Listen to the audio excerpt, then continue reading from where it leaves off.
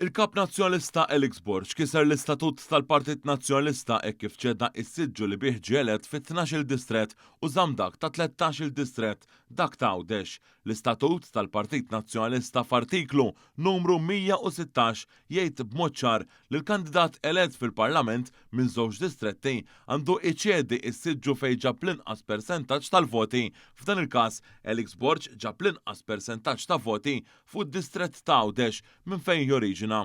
Aktar kmini din il-ġimgħa, One News żvela kif il-Kap Nazzjonalista Elix Borg ma rridx iċċedi Għawdex u mbotta lis-Segretarju Ġenerali Nazzjonalista Charles Bonello biex isib loophole u jara kif se jdur mas-sitwazzjoni.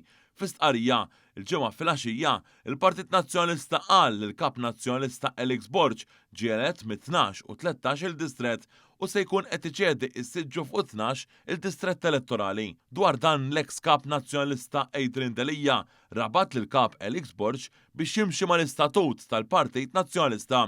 Delija għamel dan permezz ta' kumment li ħalla fil-midja soċjali fuq rapport tal-Malta Today li qal li hemm ambigwità fl-istatut. Santant fl-istqarrija l-Partit Nazzjonalista qal li Stephen Spiteri se jċedi it-tielet distrett, Market Nisammut se jċedi l-10 distrett, Konrad Borġmanxie se jċedi il-5 distrett, Adrian Delija se jċedi is-7 distrett, Rebecca Borg se jċedi is-7 distrett u Joe Giglio se jċedi l-10 distrett. Sanittant f'istqarrija l-Partit Laburista qal li Kap Nazzjonalista li jkser l-istatut tal-partit li jmexxi ma jistaqat ikun f'dat imexxi. Intqal il-mod sfaċċat ta' kif il-Kap Nazzjonalista Elix Borg kiser l-istatut tal-partit tiegħu stess juri il-mod irresponsabbli li bih imexxi għal konvenjenza tiegħu mill-laqqas jirrispetta ir-regoli fih dan il-partit tiegħu aħseb wara kemm se jżomm kelmtu mal-poplu mill-oppożizzjoni wis inqas mill-gvern.